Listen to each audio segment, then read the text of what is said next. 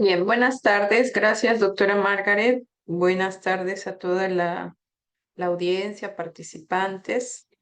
Bueno, una vez más estamos con ustedes en este ciclo de actividades, sobre todo teóricas, ponencias de esta primera etapa de su capacitación y luego ya va a venir a partir del 2 de julio, si no me equivoco, la actividad presencial. Hoy vamos a hablar de los niveles de complejidad en cuidados paliativos que tiene que ver con la valoración que aplicamos en estos pacientes donde evaluamos diferentes criterios, ¿no? Capacidad funcional, el nivel de complejidad en cuidados paliativos de pacientes, propiamente dicho, con la escala IDCPAL, también algunas escalas pronósticas que nos van a permitir identificar frente a qué paciente estamos y cómo vamos a hacer las intervenciones. Mi nombre es Leslie Cruz, soy médica de familia de aquí de la Unidad de Cuidados Paliativos del Hospital Cayetano Heredia. Y bueno, como manera introductoria, pues cada vez nos damos cuenta de que cada vez tenemos más pacientes con enfermedades crónicas, evolutivas, progresivas, que obviamente generan incapacidad funcional o discapacidad permanente en estos pacientes y que obviamente requieren también más cuidados.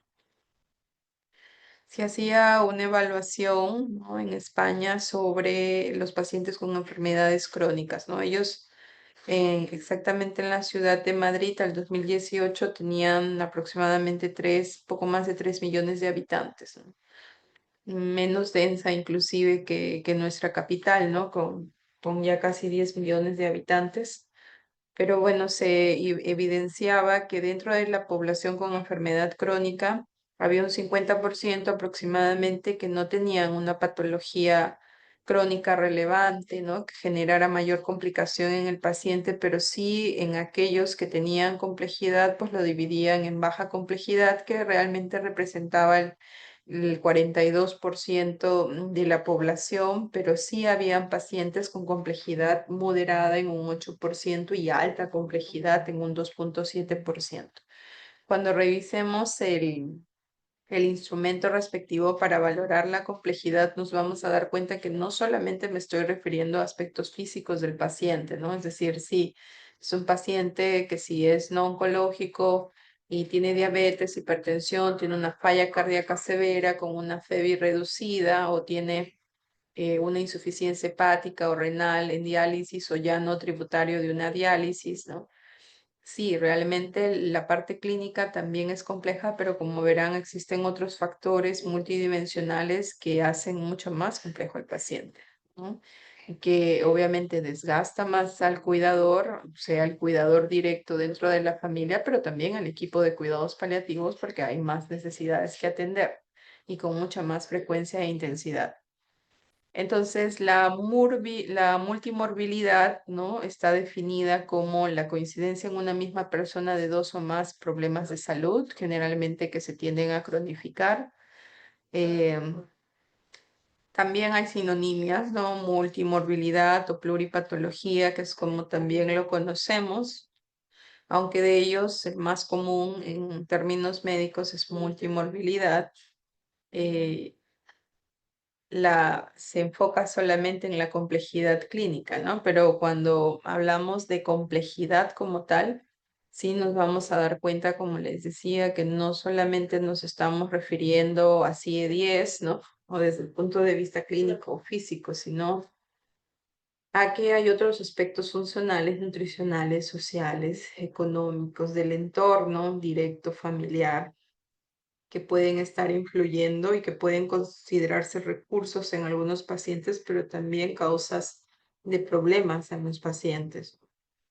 Y hablar de complejidad no solamente se enfoca en el diagnóstico como multimorbilidad, sino que también se enfoca en qué tratamientos vamos a emplear y el pronóstico que vamos a tener en este paciente siguiendo la línea de evolución de cada enfermedad.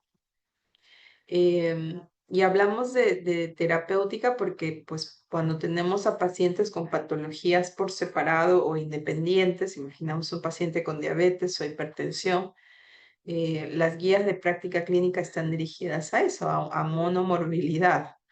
Pero cuando se trata de pacientes con diferentes patologías, con diferente nivel de complejidad, no existen guías que me indiquen cómo manejar a estos pacientes, ¿no? Cómo manejar a un paciente con diabetes e hipertensión, con además paraplegia y con falla hepática, ¿no? O un paciente oncológico con falla renal, con falla hepática, qué medicamentos tengo que usar en estos pacientes.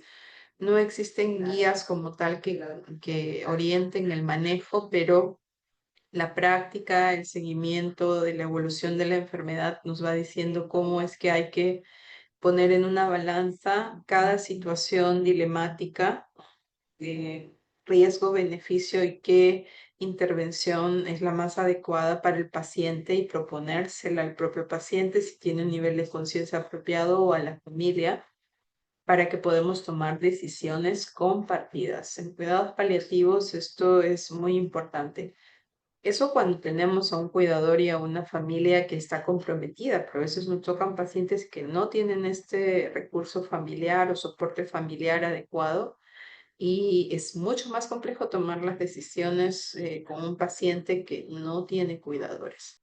Entonces, el perfil de este paciente con multimorbilidad, pues a menudo suelen ser los adultos mayores que tienen mayor condición de complejidad, con los criterios de Frey,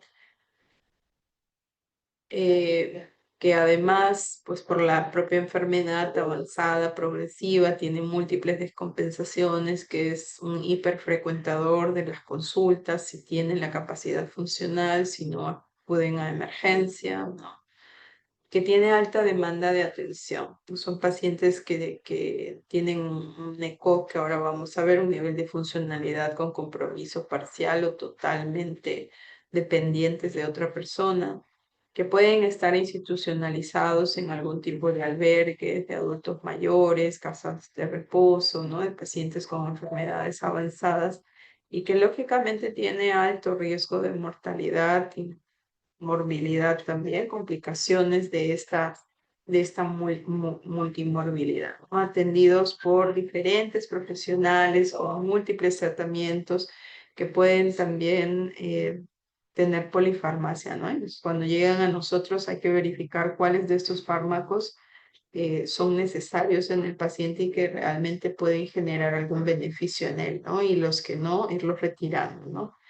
Es muy frecuente que a veces este paciente cuando sale de alta y es interconsultado a cuidados paliativos, muchos han estado usando, por ejemplo, anticoagulantes de forma profiláctica y bueno, están en condición de postración o en cama, ¿no?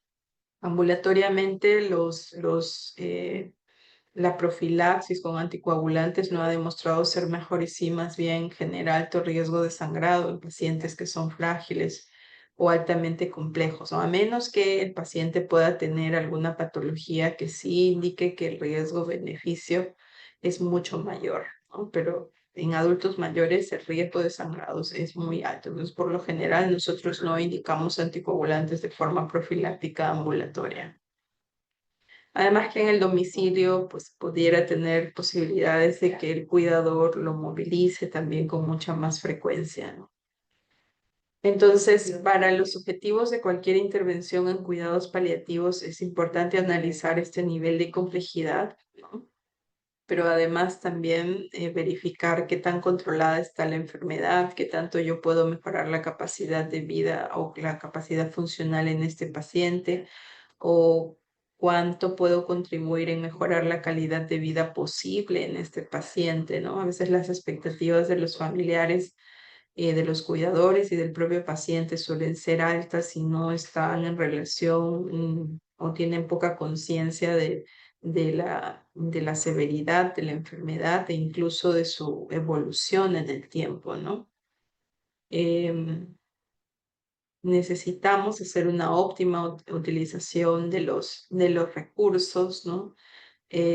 Promover la atención en entornos del domicilio, ¿no? El hospital no es el único recurso. De hecho, los hospitales en la práctica están sumamente saturados por pacientes que podrían recibir cuidados paliativos domiciliarios y en los que ustedes van a ser un pilar muy cercano, ¿no? La atención primaria llámense centros de salud, puestos de salud que cuentan con equipos básicos de salud, deben conocer de cuidados paliativos para que ustedes puedan brindar esta atención en entornos no hospitalarios, en casa, donde puede haber un mayor confort del paciente, ¿no? En caso tenga una familia y un buen soporte familiar, ¿no? Necesitamos prácticas colaborativas, disculpen aquí que fue el teclado de la ortografía, pero necesitamos prácticas colaborativas de en diferentes niveles de atención, ¿no? Nosotros aquí en el Hospital Cayetano trabajamos con algunos centros de salud que ya han sido capacitados y ellos también identifican al paciente, lo visitan, conocen de procedimientos que se realizan en estos pacientes y cuando supera su capacidad resolutiva por algún medicamento, insumo, pues se realiza la comunicación directa con el equipo para poder facilitar el acceso a la atención del paciente, ¿no? A pesar de que estamos en diferentes instituciones, hospital o centro de salud, se mantiene una comunicación fluida, ¿no? Y la educación que tenemos que tener con el cuidador, que realmente es un brazo más dentro del equipo, porque él es el trabajador 24/7 con el paciente en cuidados paliativos. Entonces, no se trata en cuidados paliativos solo de atender de forma adecuada a la persona, sino que implica una visión de cuidado centrada en la persona, en sus necesidades, en sus preferencias, tener objetivos personalizados y un buen manejo del caso para conseguirlo. Es necesario, obviamente, un equipo interdisciplinario, ¿no? Entonces, dentro de la evaluación que nosotros debemos hacer en todo paciente con cuidados paliativos, debemos incluir dimensiones como la valoración funcional, en la que podemos utilizar diferentes escalas. La que vamos a revisar hoy son la escala colaborativa del oeste de Europa, o llamada ECOG generalmente, que se aplicó inicialmente para identificar qué pacientes podían o no recibir tratamiento oncológico con quimioterapia, ¿no? Pero tenemos otras escalas también como Karnofsky y la escala de performance paliativo, ¿no? Es decir, cómo se encuentra el paciente para poder realizar diferentes intervenciones, no solamente quimioterapia. Esto se ha ido extendiendo a otro tipo de intervenciones que tienen los pacientes oncológicos, y en el caso del Karnofsky incluso para pacientes con otras patologías no oncológicas, ¿no? Importante la valoración mental, cognitiva, emocional. En algunos casos se requiere la evaluación psiquiátrica, ¿no? Sobre todo en aquellos pacientes que tienen enfermedades mentales que requieren un tratamiento crónico permanente o que han tenido riesgo de adicciones. También es muy importante esta valoración, la valoración nutricional. Dentro del equipo tenemos a nutricionistas, ¿no? Psicólogos, trabajadores sociales que se encargan también de esta valoración sociofamiliar. En el caso de nosotros que somos médicos de familia, pues también contribuimos en esta evaluación desde nuestra propia perspectiva, ¿no? Y analizar el nivel de socioeconómico, el soporte familiar, el acceso, las redes de apoyo, identificar con familiogramas estructurales y funcionales. Debería ser una evaluación que esté incluida en cuidados paliativos, si hay desempleo, ¿no? Y las redes de apoyo social, porque estamos nosotros en una jurisdicción donde existe población con un índice de pobreza muy bajo, y esto puede limitar mucho las intervenciones que pueda recibir el paciente, y también obviamente aumentar su nivel de complejidad.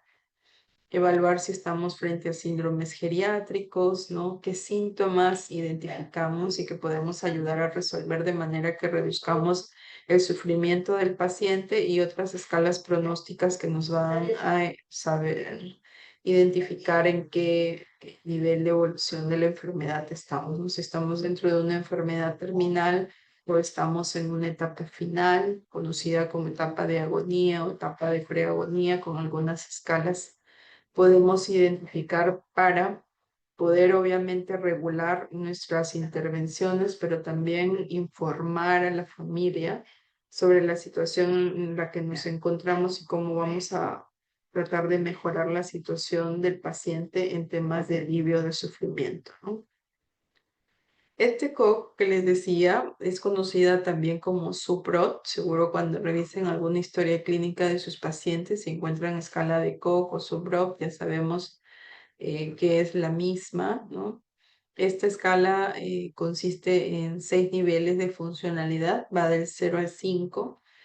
Utiliza esencialmente dos elementos para categorizarlos a los pacientes o puntuarlos, ¿no? Es la capacidad que tiene para deambular y la necesidad de cuidados que requiera.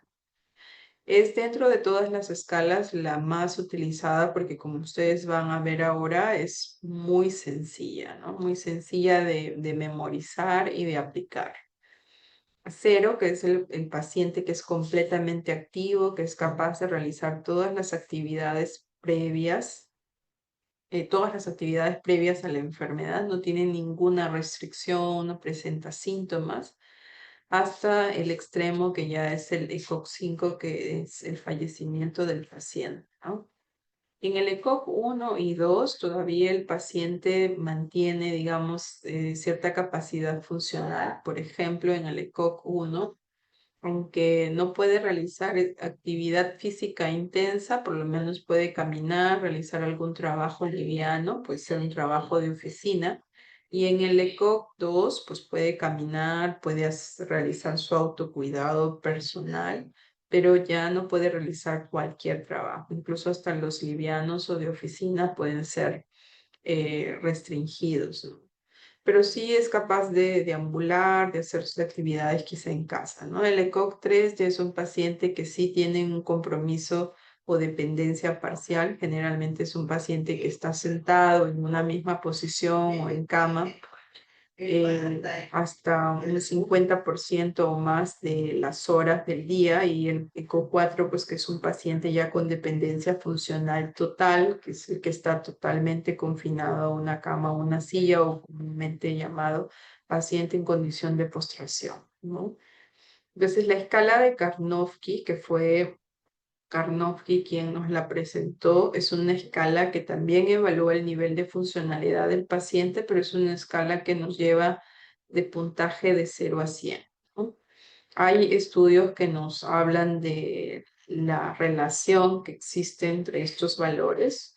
Si nosotros colocamos ambas escalas, pues también es de mucho valor porque nos acentúa, nos afirma realmente qué nivel de funcionalidad tiene el paciente, y en esta está invertida, ¿no? El mayor valor, antes habíamos dicho en ECOG, en 5 es el fallecimiento, ¿no? Que es el mayor valor de la escala, y aquí el mayor valor, que es 100, más bien es el paciente que tiene una salud completa, digamos, ¿no? O de funcionalmente, clínicamente está muy bien. Y 0 es el paciente ya fallecido, ¿no? Entonces estas escalas van descendiendo en valores de 10 en 10. Se utilizó precisamente para poder evidenciar qué pacientes podían tener un tratamiento inicial de quimioterapia, estos pues, a inicios, ¿no? del siglo XX, con mostaza nitrogenada para pacientes con cáncer pulmonar. En los años 70 se mostró, se reinterpretó su utilidad, y que podía ser un indicador global de la calidad de vida de los pacientes, dado que evaluaba su funcionalidad, pero esta escala de KPS o Karnofsky pues ha ido siendo desplazada por la ECO, como les decíamos, por su practicidad, ¿no? También la podemos utilizar en el caso de pacientes con cuidados paliativos no oncológicos. Em, Esta es la escala, como ustedes pueden ver, visualmente tiene muchos más aspectos que evalúa. En el caso del criterio de 80 a 100, pues se puede dividir en grupos, y este paciente generalmente tiene una actividad normal, puede trabajar, no requiere cuidados especiales. Hay algunos detalles, ¿no? Porque en el 100, por ejemplo, no hay evidencia de enfermedad, en el 90 ya hay algunos signos o síntomas menores de enfermedad, y en el 80 también, ¿no? Solo que las actividades ya de la vida diaria cotidianas las realiza con mayor esfuerzo, y esa es la diferencia entre 80 y 90, ¿no? Y luego hay un segundo grupo que va del 50 al 70, en el que el paciente ya no trabaja. vive en casa, puede satisfacer sus necesidades personales de alimentación, de higiene, ¿no? De continencia, de esfínteres, ¿no? Pero que sí requiere cierta asistencia, ¿no? En el caso del paciente con Karnofsky 70, pues es el paciente que puede realizar actividad normal, ¿no? Y que puede cuidarse a sí mismo, pero ya a partir del Karnofsky 60, pues sí requiere asistencia ocasional y a partir de 50 ya requiere cuidados médicos inclusive frecuentes, ¿no? Entonces, este Karnofsky 50 es un quiebre para evaluar aquel paciente que va a requerir mayor asistencia y que por lo general son los pacientes de mayor complejidad. Un Karnofsky menor a 50 me habla de que es un paciente que tiene comprometida su capacidad funcional, que es muy posible que requiera asistencia frecuente, ¿no? De parte de un cuidador, pero a su vez de un equipo especializado de cuidados paliativos. Y el tercer grupo, digamos que va de 0 a 40, que ya pues nos habla del paciente que tiene dependencia funcional, que muchas veces requiere ser institucionalizado u hospitalizado y que puede verse la progresión de la enfermedad con rapidez, ¿no? Paciente de Karnofsky 40 es un paciente discapacitado, el 30 es gravemente discapacitado, ¿no? Que requiere hospitalización, ¿no? Porque es un paciente que puede estar con situación de muerte inminente. Ahora, esto es relativo, miren, esto ha ido cambiando en cuidados paliativos porque ahora el paciente puede tener voluntades anticipadas, que es elegir dónde, obviamente si ya sabe que es o siente, porque yo les digo a los pacientes, los familiares, los pacientes saben que la enfermedad está activa, que está avanzando, porque quién más que ellos para que puedan identificar que los síntomas están empeorando, ¿no? Y que su capacidad funcional está reduciendo, que no se están alimentando como quisieran. Y la sensación de muerte inminente obviamente es percibida por el propio paciente, ¿no? Entonces, ellos tienen la capacidad de elegir dónde es que desearían pasar sus últimos momentos. Y no siempre el mejor lugar o el más elegido por los pacientes es el hospital. Muchas veces, en un 80 o un 90%, según la bibliografía, solicita mantener los cuidados en el domicilio. Y esto porque es el lugar quizá de mayor confort, donde puede estar pues todo el tiempo acompañado de la familia. Muchos de nosotros pues hablamos de estas situaciones, pero una vez nos vamos a enfrentar a la muerte realmente porque está dentro del curso de vida de todo ser humano. Pero sí es una etapa muy desconocida que genera temor en el paciente y que desde luego quiere la compañía de las personas más cercanas y el efecto de sus familiares. Entonces, no siempre el paciente que está gravemente discapacitado en cuidados paliativos tiene indicada la hospitalización en, o sea, en una institución per se, sino que puede tener una atención domiciliaria. Lo ideal es que siempre haya un equipo especializado que brinde esta asistencia, ¿no?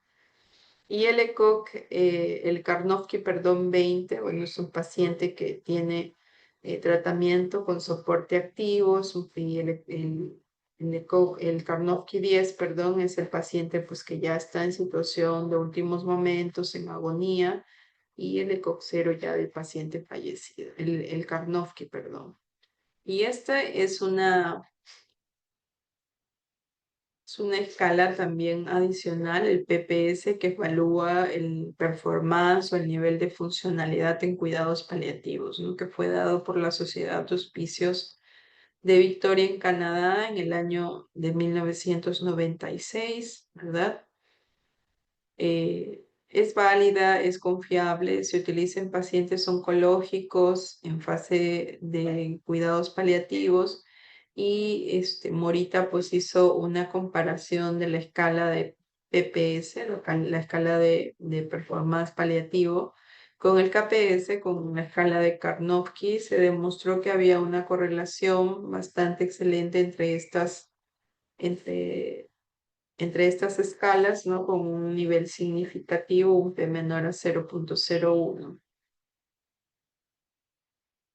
Esta es la escala de PPS, como ustedes pueden ver, también es una escala parecida a la de la KPS, Karnofsky, que va de 0 a 100. Cada grupo va de 10 en 10, se va reduciendo de 10 en 10, pero que incluye 5 aspectos que se valoran. Ya no solamente es la capacidad de movilizarse del paciente, ya no es solamente la presencia de síntomas o signos que evidencian la enfermedad o la capacidad de autocuidado, sino también la capacidad de ingerir alimentos, si esto es normal, está reducido o está comprometido totalmente, y también el nivel de conciencia, ¿no? Cuando ya hay compromiso del nivel de conciencia, este PPS suele ser de 60 menos, ¿no? Y hay que ir viendo qué grado de severidad están comprometidas las otras dimensiones. Pero bueno, también en este caso la capacidad completa del paciente es de 100 hasta el fallecimiento, ¿no? Que está calificado por 0. Y este fue un estudio de correlación, digamos, que se hizo entre la escala KPS de Karnofsky, el PPS y el ECOG.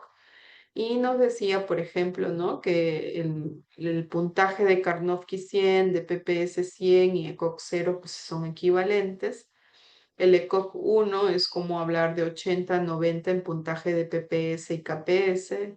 El ECOG 2 es como hablar de 60 a 70 en estas otras escalas, 3 de 40 a 50 y el ECOG 4 a partir de 30 a menos, ¿no? Entonces existen estudios que hablan de la correlación, ¿no? de estas escalas. Bien. Entonces, en pacientes con cáncer es muy importante caracterizar el estado funcional porque nos va a dar una idea en la línea de evolución de enfermedad, a qué nivel estamos, y obviamente eso nos orienta sobre el pronóstico y el manejo, ¿no? que vamos a utilizar. Nosotros procuramos mucho en cuidados paliativos no excedernos con el intervencionismo o en términos conocido como encarnizamiento terapéutico. Si es un paciente que el pronóstico de vida es bastante reducido, intubarlo, hacerle procedimientos que más bien pueden generar sufrimiento en vez de aumentar su calidad de vida o el tiempo de vida del paciente, pues no tiene ningún sentido utilizarlos, ¿no? Pero esto lo podemos saber también conociendo en qué nivel de evolución de la enfermedad está, el pronóstico, para poder informárselo bien a los familiares y tomar decisiones en conjunto y regular la intensidad de intervenciones que vamos a ir realizando en este paciente. A veces menos es hacer más por el paciente, ¿no? Nos pasa, por ejemplo, que al final de la vida se indica mucha hidratación y el paciente pues no puede regular incluso hasta 1 o 2 litros de hidratación al día y empieza a hincharse, ¿no? Entonces el familiar te dice, doctora, pero tiene que alimentarse de alguna forma, no está comiendo, póngale el suero, hidrátelo, póngale vitaminas, pero en realidad esto va a mejorar la situación del paciente. Entonces, lo que hacemos generalmente es para no suspender de completamente, sí reduciendo, por ejemplo, según el estado del paciente y también viendo su capacidad para poder regular, por ejemplo, la hidratación y no excedernos con el edema, ascitis o anasarca que pueda tener este paciente ya hipoalbuminémico con una malnutrición crónica y con una enfermedad oncológica activa. En el caso de las escalas pronósticas, tenemos el PPI, que es el índice de pronóstico paliativo. Este PPI, como ustedes pueden ver, es también bastante sencillo. Evalúa el nivel de actividad que vamos a decir que es casi como el nivel de funcionalidad de estos pacientes. Así que aquí podemos utilizar, por ejemplo, la escala de PPS que veíamos, o algunas veces podemos utilizar KPS, que en realidad son bastante equivalentes en cuanto a puntaje. Y podemos ver que obviamente mientras más compromiso haya, de 10 a 20, mayor puntaje tienes. Es un puntaje ponderado y en un estudio pues previo de este score pues se han visto cuáles son los aspectos más determinantes dentro del pronóstico paliativo y obviamente quien tiene mayor puntaje es porque tiene mayor incidencia, ¿no? En el pronóstico, ¿no? De estos pacientes. Entonces, el nivel de actividad es uno de ellos y mientras más reducido está el nivel de actividad, pues mayor puntaje tendrá este score. Otro de los aspectos que evalúan es la capacidad de ingesta oral, si esta está normal o está severamente comprometida, si hay presencia de edemas. La disnea también es un factor determinante en el pronóstico, sobre todo la disnea al reposo, ¿no? Y el delirio. El delirium es un signo pronóstico también. Desde luego que como síndrome geriátrico en un adulto mayor, yo tengo que evaluar las causas del delirio, porque a veces son causas que pueden ser reversibles, ¿no? Pero estamos hablando de un paciente oncológico con una enfermedad avanzada que está llevando el seguimiento por un equipo de cuidados paliativos y que en el curso de la enfermedad experimenta delirio, generalmente suele ser en etapas finales de la enfermedad, ¿no? Y cuando esto está presente, pues tiene un puntaje preponderante dentro del pronóstico de los pacientes, ¿no? Ok, entonces analizamos estos 5 aspectos dentro del pronóstico de nuestros pacientes y si el PPI es mayor a 4, pues la sobrevida es menor, ¿no? Mientras más puntaje tenga el paciente, menor sobrevida, ¿no? Y aquí específicamente nos dice que cuando el PPI es mayor a 4, pues la sobrevida es menor a 3 semanas. Y cuando el puntaje es menor de 2, se estima que la sobrevida puede ser mayor a 6 semanas y cuando el puntaje está entre 2 y 4, la sobrevida puede estar entre 3 a 6 semanas. Entonces, PPI me evalúa pronóstico hasta las 6 semanas, ¿no? Entonces, esta herramienta, digamos, tiene una sensibilidad de un 80% y una especificidad de un 77%, que es bastante buena dentro de las escalas pronósticas, ¿no? Y el otro es el PAPS Score, que también es una escala de pronóstica paliativa, digamos así, pero que vamos a encontrar, además de la disnea como parámetro a evaluar, la hiporexia, ¿no? El Karnofsky o el nivel de funcionalidad que ya lo veíamos en la escala de PPI. Y otra es la sobrevida, ¿no? La predicción de sobrevida clínica en semanas, ¿no? Cuando, de acuerdo al estadiaje, por ejemplo, en pacientes oncológicos, los oncólogos pues le explican a los familiares qué tiempo de vida puede tener y nosotros también dentro de cuidados paliativos podemos tener criterios viendo la evolución de la enfermedad, ¿no? Generalmente en cuidados paliativos no se habla de señora le queda de tiempo de vida, ¿no? Sino de qué tanta calidad podemos darle a esos días evitando el sufrimiento del paciente, ¿no? Pero bueno, en este tipo de escalas sí te piden un aproximado clínico y además objetivan un poco más la evaluación con exámenes del laboratorio, como es el hemograma, para ver los leucocitos y el porcentaje de linfocitos, ¿no? Y de acuerdo a este puntaje que ustedes pueden ver, que se le va dando a cada uno de estos aspectos, pues se va a agrupar a los pacientes en 3 grupos, ¿no? El grupo A, que generalmente es el que tiene mayor porcentaje de sobrevida a 30 días, que es más del 70%. El grupo B, que está en entre un 30 y un 70%, y menos de 30%, ¿no? Mientras menos puntaje tengan, obviamente mayor sobrevida y mientras más porcentaje tengan, menor probabilidad de sobrevida. Y esta escala lo mide a 30 días. Recordemos, el PPI me dice pronóstico a 6 semanas y el PAPS score a 30 días.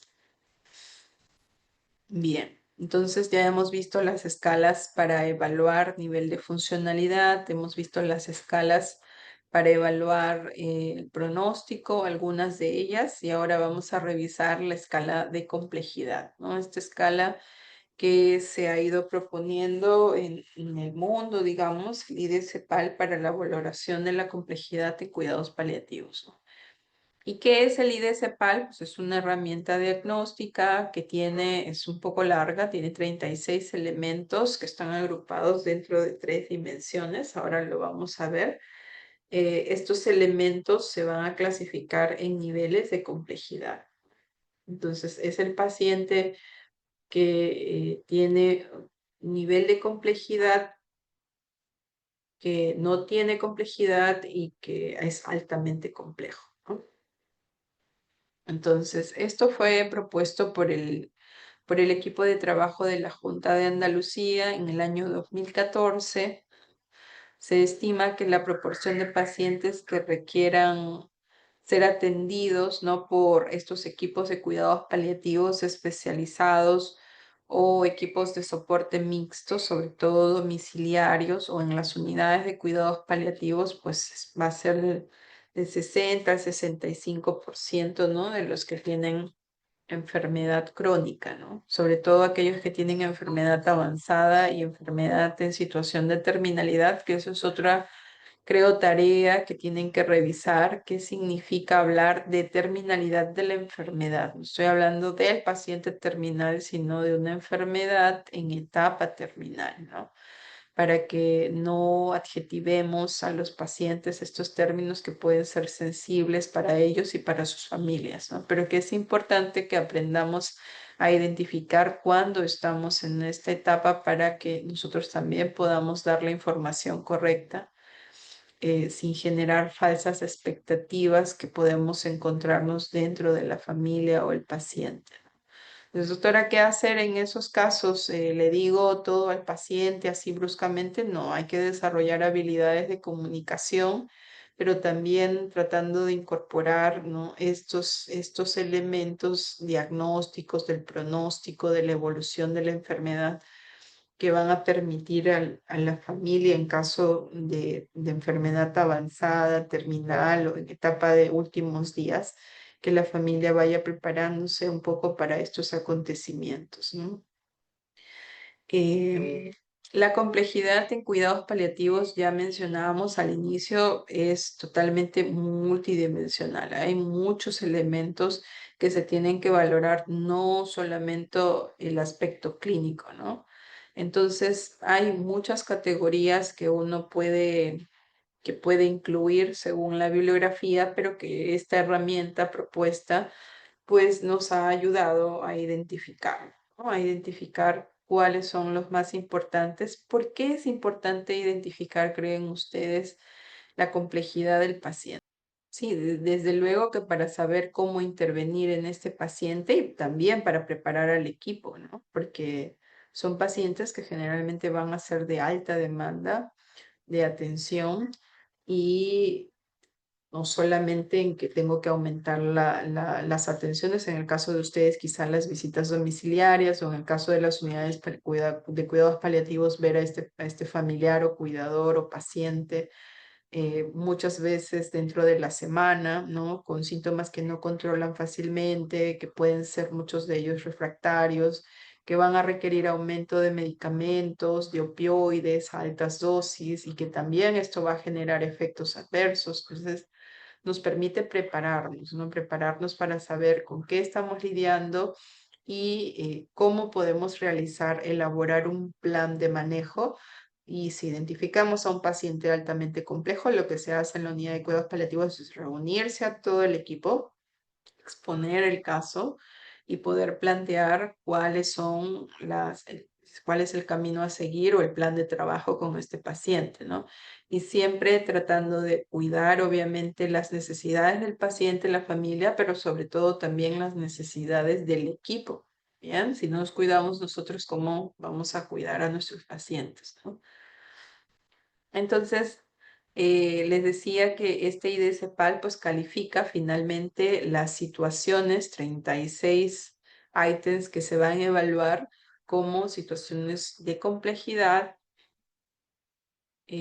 perdón, al final, con la puntuación, vamos a poder ver si este paciente es un paciente complejo, ¿no? Si al menos hay un elemento de complejidad presente, no complejo, que no hay ningún elemento de complejidad ni de alta complejidad presentes, y altamente complejo si al menos hay un elemento de alta complejidad presente. Entonces, ahora les muestro para que nos vayamos haciendo un poco más la idea. Este es el IDE-CEPAL. Y como ustedes pueden ver, esta es la primera parte. Son todos los ítems que nosotros vamos a identificar en este paciente relacionados al propio paciente, ¿no? Entonces voy a ver, por ejemplo, antecedentes, la situación clínica, la situación psicoemocional del paciente. Por ejemplo, en antecedentes, ¿no? Si es un niño o un adolescente, es un nivel de alta complejidad. En el caso de los pacientes pediátricos en cuidados paliativos, no solamente es el abordaje con el niño, la modificación de las dosis en pediatría, sino también el saber comunicarnos, trabajar en equipo con la familia.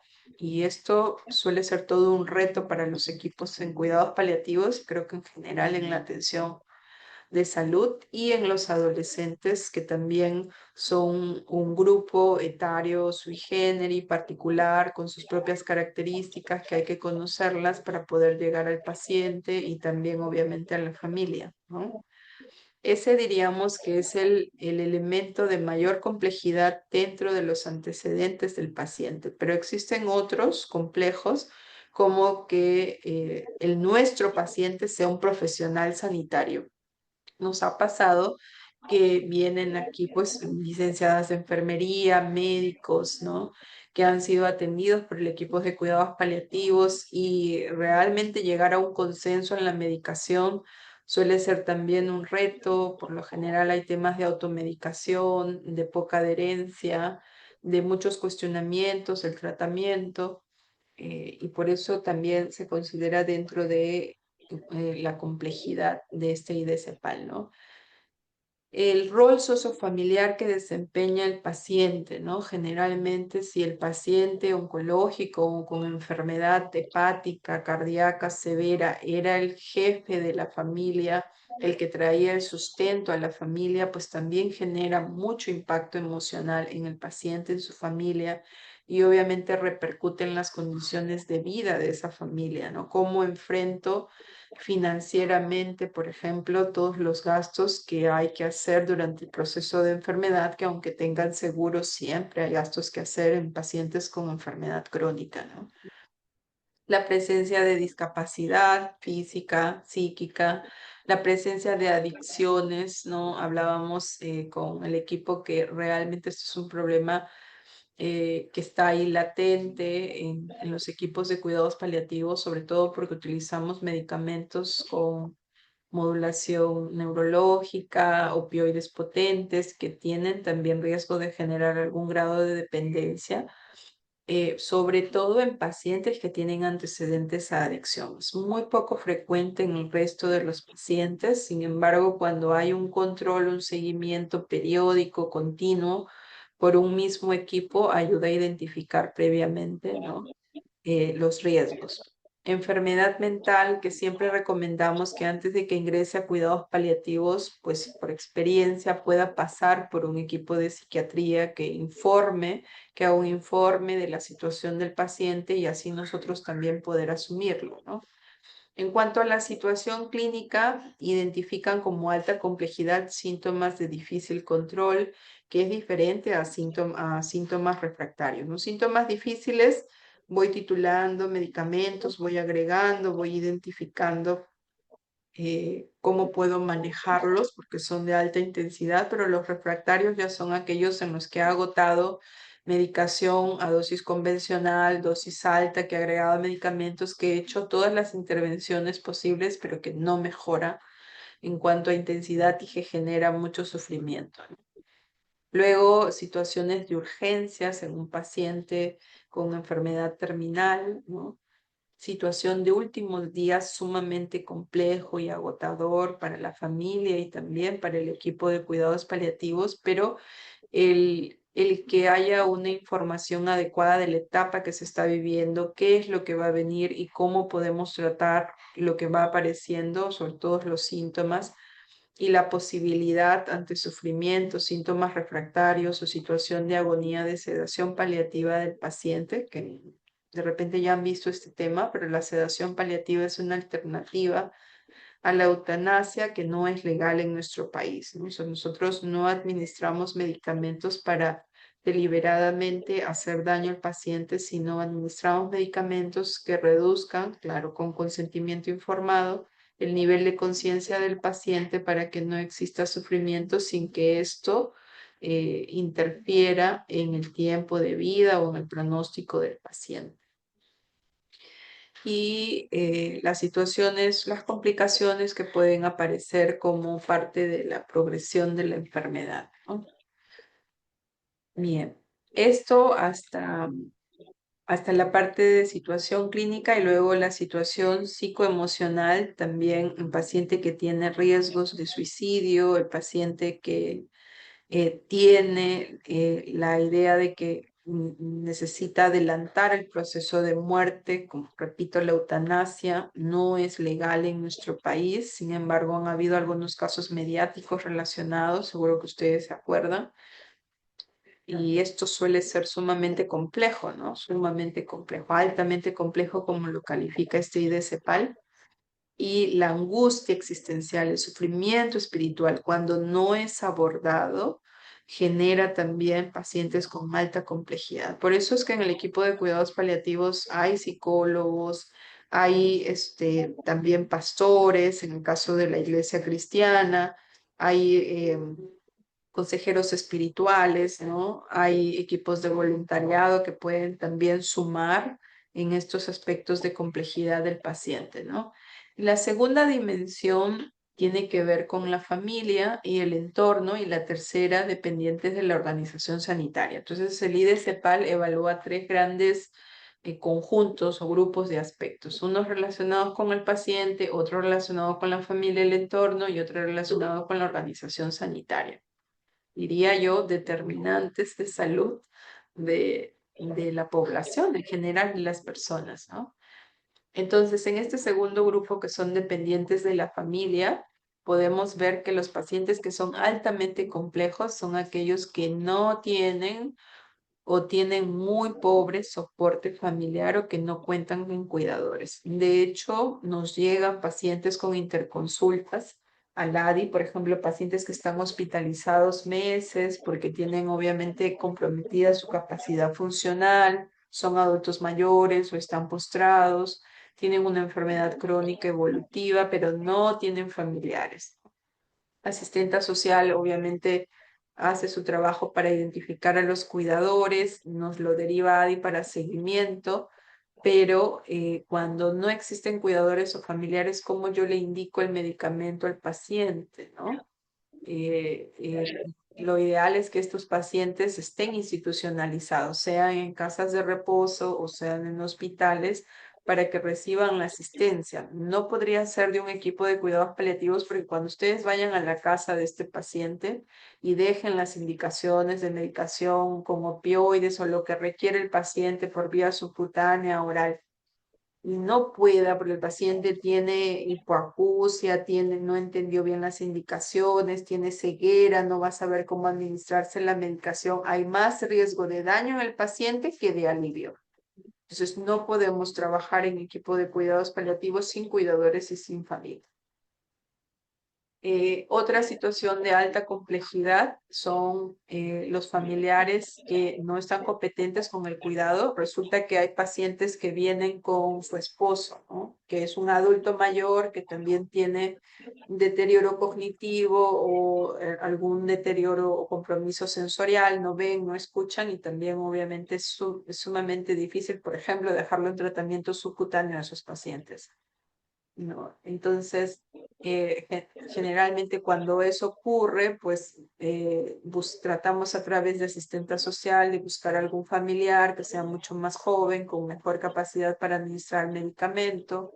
A veces hemos tenido que hacer visitas a los mismos centros de salud para que de repente por cercanía puedan ser ellos los que vayan diariamente a visitar al paciente, aunque eso también en la práctica no puede ser al 100% por la capacidad reducida que tienen. Entonces se hace altamente complejo manejar a estos pacientes, ¿no? Las familias disfuncionales, las familias que están agotadas, que claudican, que están por años con pacientes, por ejemplo, no oncológicos, con una situación de dependencia y que a veces hay un único cuidador que es el que tiene que hacer las cosas en casa, tiene que ser el jefe o la jefa del hogar, administrar toda la parte financiera y además realizar los cuidados diarios 24/7 de estos pacientes.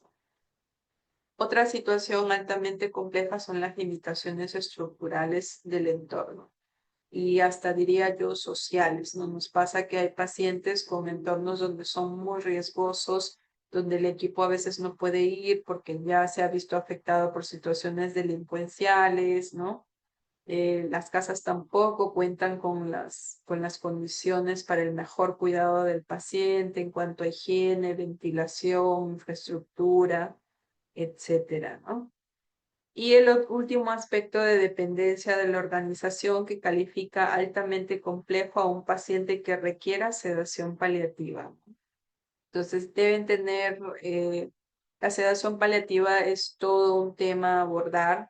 Generalmente la utilizamos, repito, para reducir el nivel de conciencia en pacientes con sufrimiento extremo por síntomas refractarios que no han mejorado con el tratamiento previamente intensivo, con aumento de dosis, con aplicación de múltiples medicamentos o en situación de agonía donde el sufrimiento es bastante evidente, ¿no? Y tiene que llevar el consentimiento, si no es del paciente, de toda la familia y haciendo una intervención familiar de manera que todos entiendan qué significa sedación paliativa, comprendan y alivian sus dudas para que no quede la idea de que esto es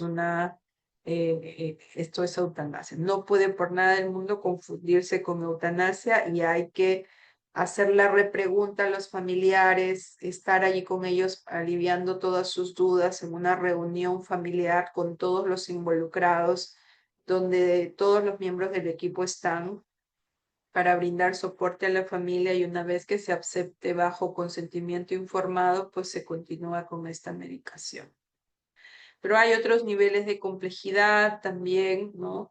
Eh, Cuando es difícil, por ejemplo, la indicación o el manejo con algunos fármacos, algunas intervenciones, ¿no?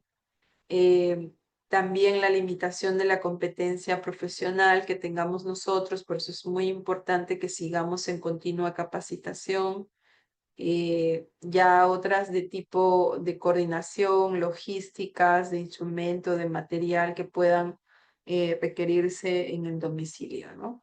Entonces, en la parte inferior ustedes pueden colocar si identificaron uno o varios elementos de AC de alta complejidad, ya es un paciente altamente complejo. Si identifican uno o más C que identifican complejidad, y si no identificamos ninguno de ellos, pues es un paciente no complejo y que por tanto no requiere cuidados paliativos avanzados o por equipos especializados en cuidados paliativos y que quizá puedan continuar siendo evaluados por sus médicos de cabecera, médicos tratantes, no sea en el centro de salud o en el hospital. Bien. Entonces, aquí IDCEPAL nos da como una explicación, digamos, de cada ítem para que tengamos en cuenta qué podemos analizar para identificar si es altamente complejo, complejo o no complejo, ¿no?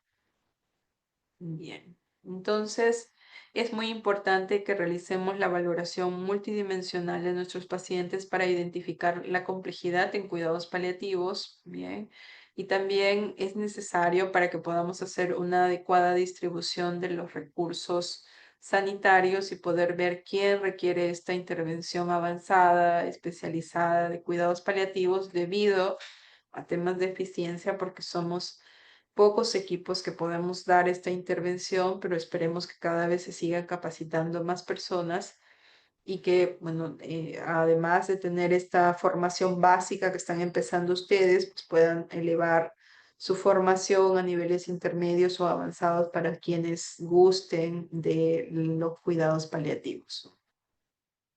Bien, de mi parte, eso sería todo. Les agradezco mucho su atención. No sé si tengan alguna pregunta de esta parte de la exposición.